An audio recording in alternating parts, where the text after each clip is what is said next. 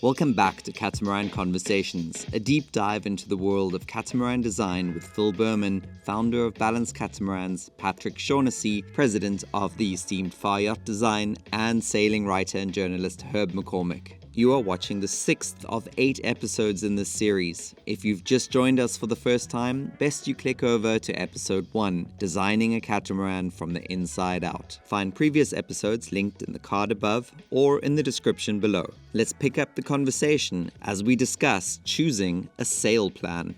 Welcome back to Catamaran Conversations. In our last episode, we discussed polars and VPP programs.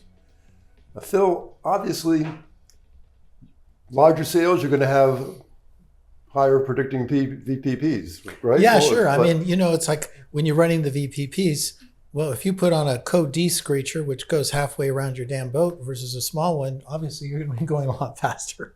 So what do in you... certain conditions. Yeah. As a general rule, a new Balance owner comes to you and says, I want to put a sail inventory on. Where should I start? What do I need? And then what do I want extra? Yeah, sure. Well, obviously people, come in all shapes and sizes. So we have, Balance is interesting because we pull people away from the racing side of the fence and people away from more of the cruisy side of the fence. And they all have different,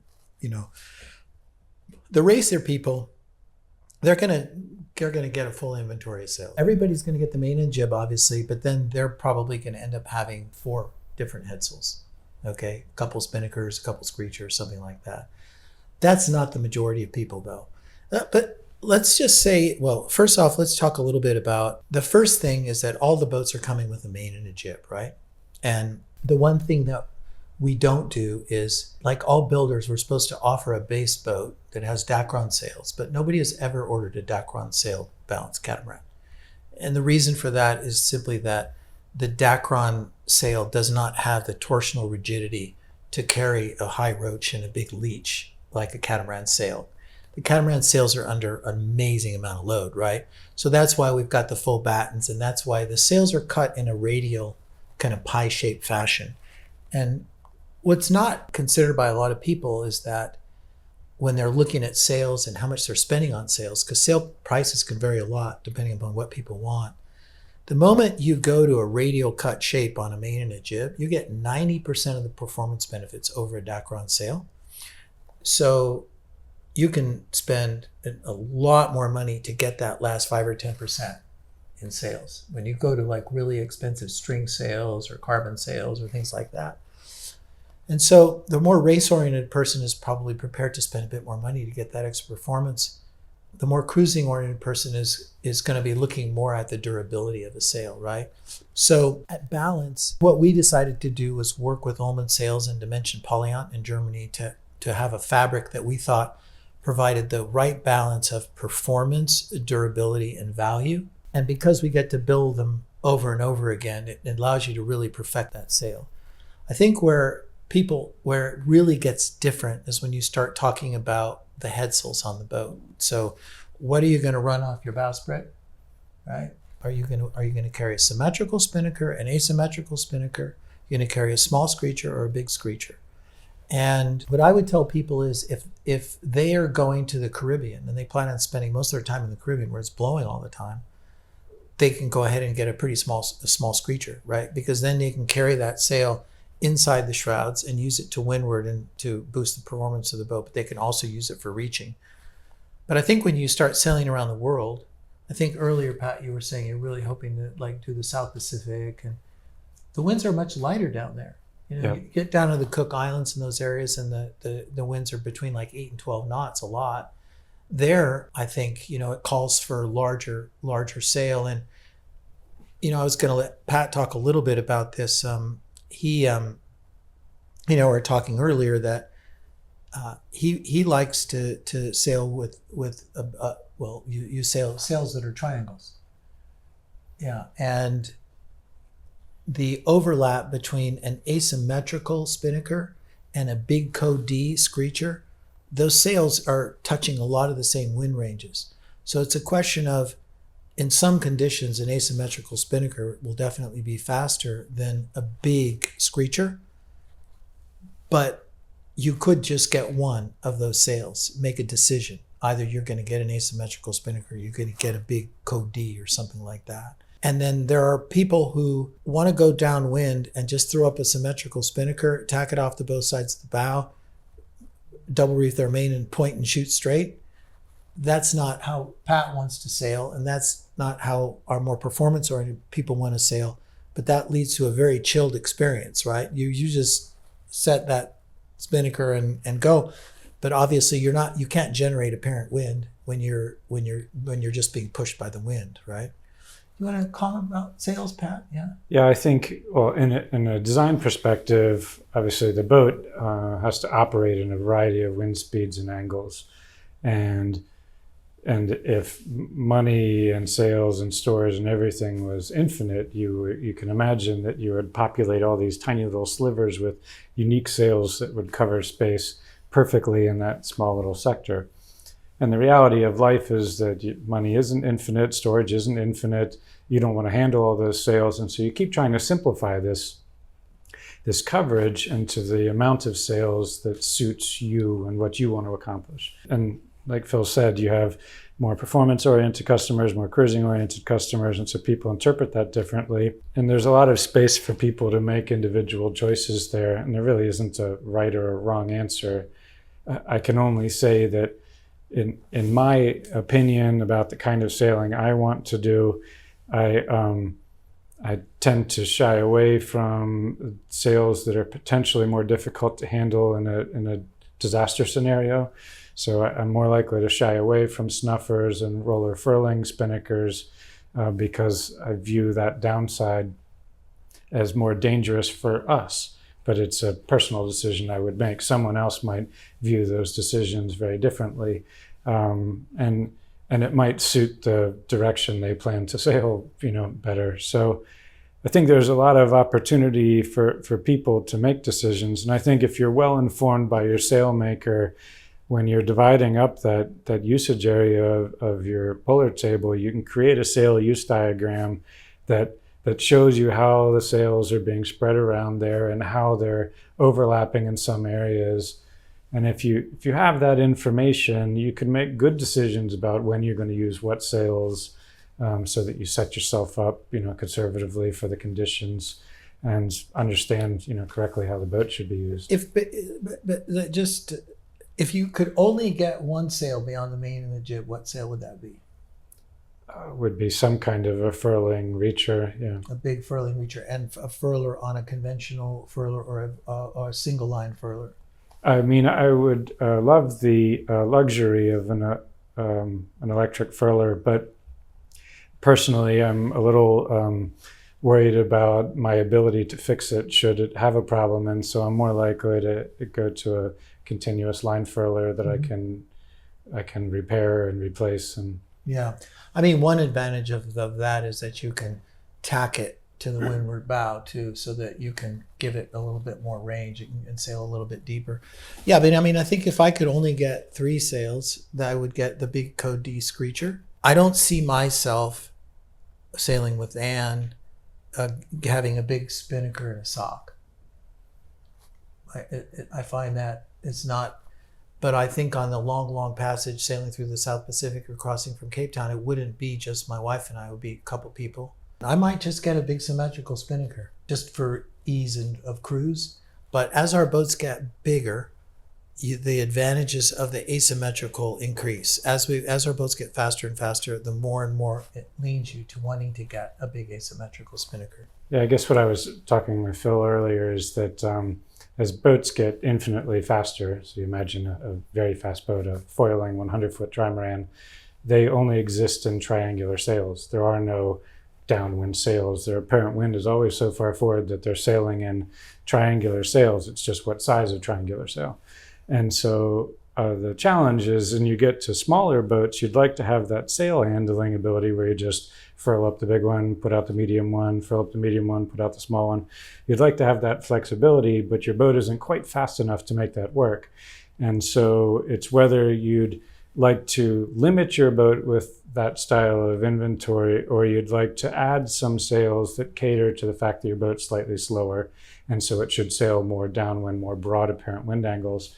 And those broader apparent wind angle sails come with sail handling about them. So after you get out of sort of these triangular sails, your first spinnaker, it's somewhere 60 to 75% mid-girth or something, you're still going to be able to furl it with a top-down furler.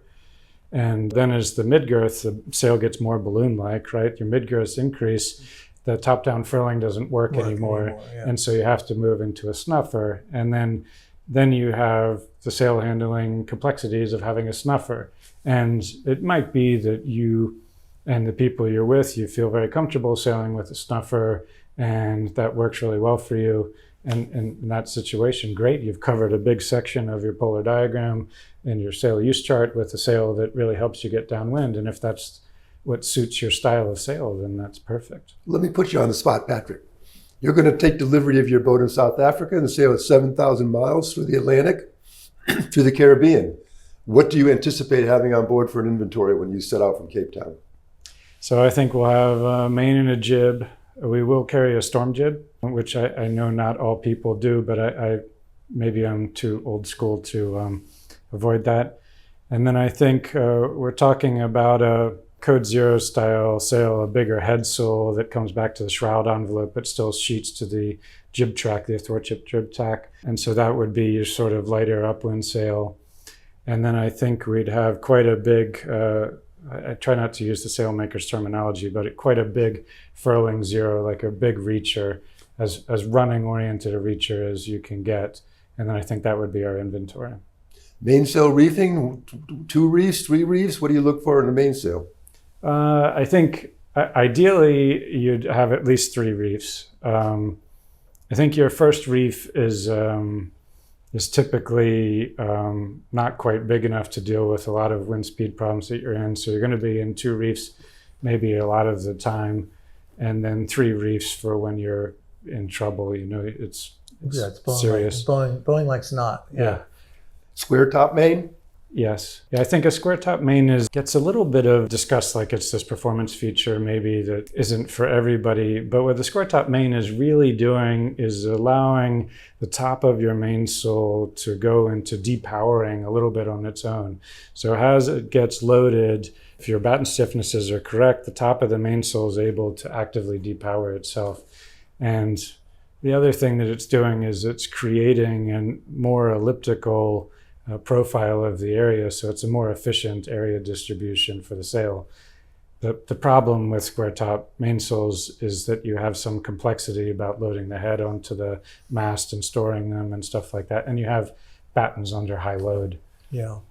You've got the carver hook, to get the head to attach, and when you bring it down, you have to take it off. It's good to have a staysail / storm jib attachable. Because if you wanted to beat to wind and say, 18, 20 knot plus winds, that would balance out the boat better.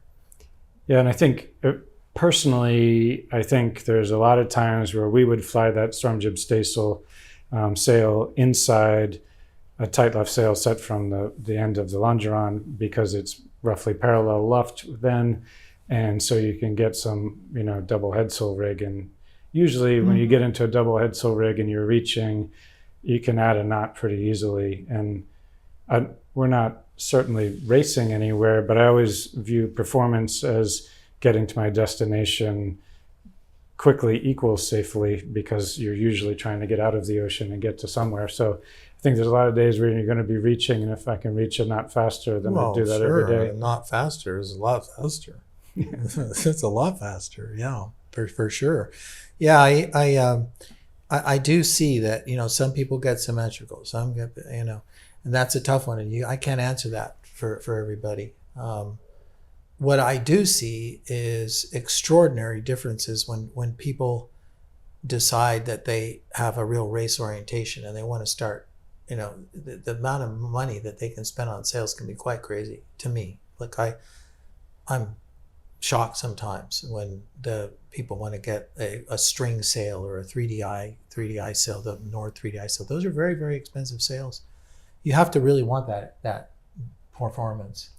Well, Phil, let's talk a little bit about fabrics then. I think you're sort of leaning into that way. There's so many choices now with exotic fabrics, carbon, and then there's this good old basic Dacron sails, which we've all been sailing around for the last few decades. What do you try to steer your do you try to steer your customers one way or the other? And well, whenever you steer a customer too forcefully in one direction, it can always bite you because maybe you steered them in the wrong direction. Okay. It's like recommending someone, right, Herb? You have to be careful.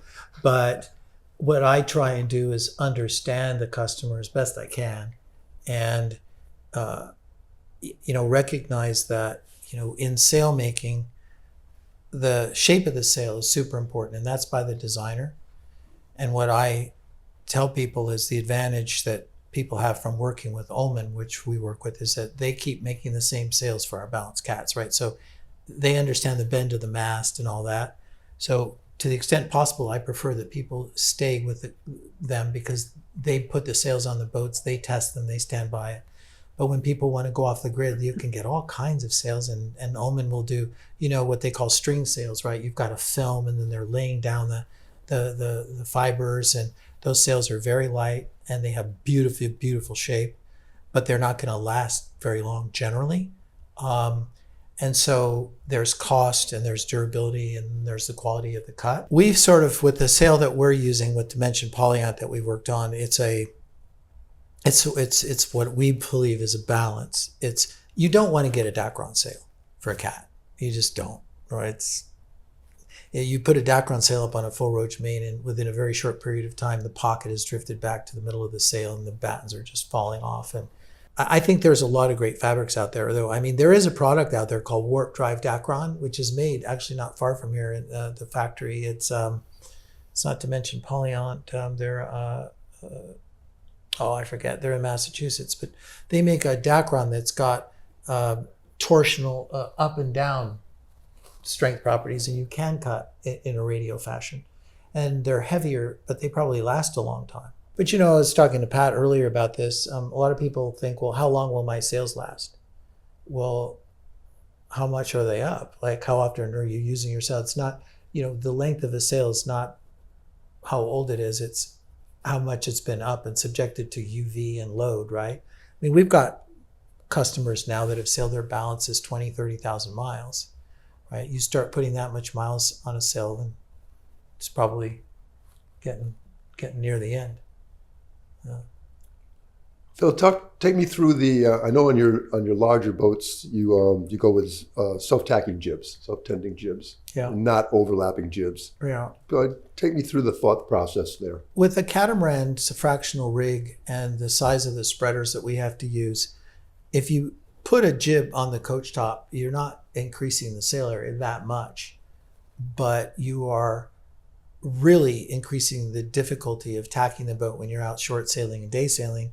And because, when you have to, you've tacked a boat with those sails, somebody has to let that sheet go at just the right time. They have to get to the other side, pull it in, get it through the mast, get it, back in. It becomes impractical if you're wanting to go out and day sailing and whatever. But what I like about the blade jib that we have is we've made it very, really tall, is that when you're sailing to windward and you've got decent wind, it points really beautifully. Where that sail has a weakness is in that wind range between, say, 8 and maybe 12 knots to windward, because the boat would like a little more power going in that direction, and because you can't use your screecher because you'll get too much headstay distortion above 8 knots, right? That's the compromise, right? It makes the sailing of the boat just so much easier. But what people can do is, if they want, we have a sail that they can get that they can attach to the front of the bowsprit and bring it back to the track. We call it a screamer. For the customer that wants to sail better, as you talk about, in that performance wind range, right? I'm okay with, the self-tending jib, the way it is. I like it. I love the fact that you can just tack the boat. You just set the stoppers, and you can go out and just tack the boat all day long, and it goes through the wind so well. Like a dagger boarded boat with a self-tending jib tacks so fast, You just boom, boom, boom. And I really do like that. I think, we've, Pat and I have talked about this. We have some of our customers on the 526s, our track is a straight track, and our jib sheet goes up to the mast and down so that it's on the hark and it can just go across without pulleys. Do you have a self-tending jib on your boat, Patrick? Yes. Tell me about your thoughts on that. I would echo Phil's comments there. I think the self-tacking jib seems like a pretty nice solution when you're going to bang a bunch of tacks in, and that's your day. I hope that there aren't a lot of days full of tacking a lot in my future, but it's easy to say, But I think on the day when you are sort of tacking around day sailing, that's going to be pretty nice. Yeah. It's funny. I mean, I do find that when Ann and I get settled into a cruising ground, Herb, we do a lot of day sailing. So like we'll drop the anchor and we'll go out and sail and we'll come back, or we'll just go to, like in the Caribbean, you're doing a lot of day sailing. Yeah. Because you're sailing from island to island. I love the convenience of that sail. I just really, really, really like it. One thing that we did do though to improve the performance of the boats that win in the new 464 and 502 is we altered the design of the forebeam and the longeron so that we could put the headstay further forward. So we've added quite a bit of square footage to the self-tending jib. So that'll help it boost it a little bit more, for that lighter upwind thing. But as he said, and you know this, if you wanted to optimize your boat for every wind condition, you'd have 10 sails on your boat. Yeah. Well, coming from a racing background like you do, Patrick, one of the things that you're always doing in sailboat racing is shifting gears. And so you have a few less choices, for instance, in the inventory you're talking about on your own boat. Yeah. So how important is that to you to be able to gear up or gear down depending as the wind builds or lightens? It's one of the interesting things we do when we're doing racing boats is that we design sail-specific VPPs so that we can route the boats with the exact sails on them that they have. And then when you destroy a sail in your inventory, it's not there, you can have the boat recognize that sail is missing from the inventory. And when you do that kind of work, you can see the sort of importance of a specific sail. And maybe it's really important for this kind of voyage you're doing or whatever. But I think each owner or team is trying to balance budget, storage, and how often they want to change sails and what style sailing they want to do.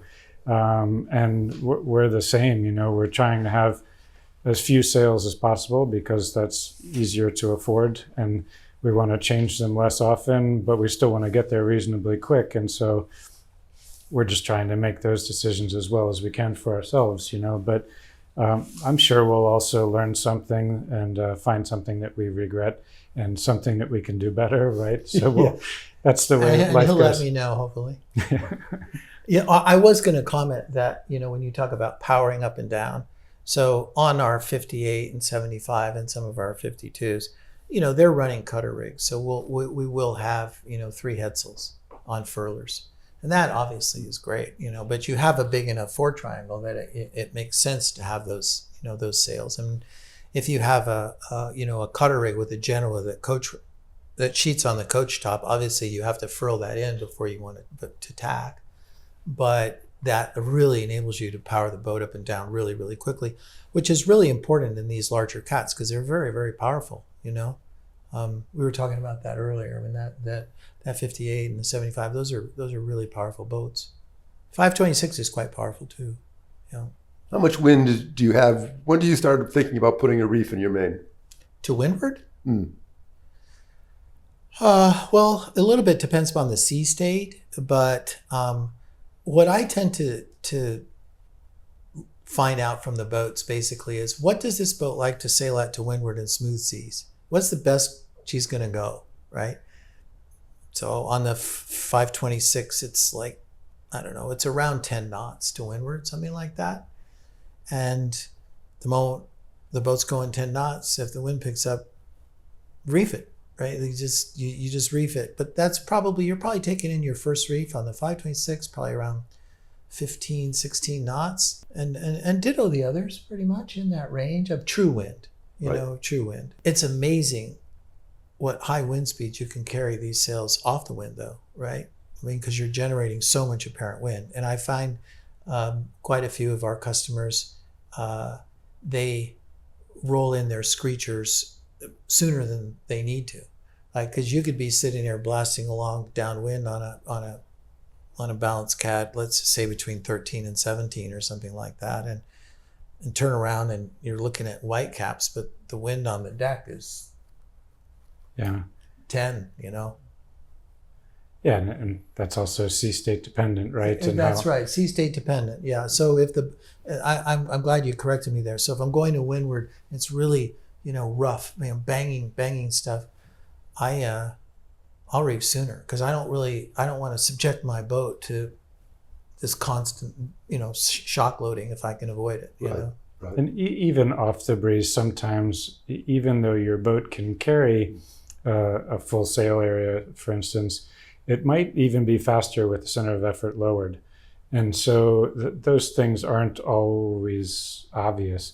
But what we found in races like the Volvo Ocean race is that when the boats are putting up their biggest numbers, they'd be in fractional code zeros. And we suspect that a lot of that is because just the lowering of the center of effort combined with getting the luff a little bit more angled, produced a little bit more lift for the bows and let them steer better in the waves, and then they just get higher numbers, And so there's a lot of complexity there, that isn't always obvious. Just because you're not heeling doesn't mean you shouldn't reef. There can be other factors at play. Yeah, I mean that's the problem obviously with cats is that they get a gust of wind and they take it. The whole boat takes it, right? It's not bobbing over. And I think for monohull sailors, they really do need to start out sailing by the instruments. They need to follow the reefing guidelines because the boat's not talking to them in the same way, right? Re-education is necessary. A little, but not too much. Yeah, not too much. I mean, I think racing sailors, obviously, all people that race are they're always ideal, in my opinion, because they understand boats and performance, and they understand apparent wind and how it moves, and so they're typically going to get in less trouble. That wraps up our installment on sails and sail plans. Next time around, we're going to look into carbon fiber and specifically carbon fiber construction.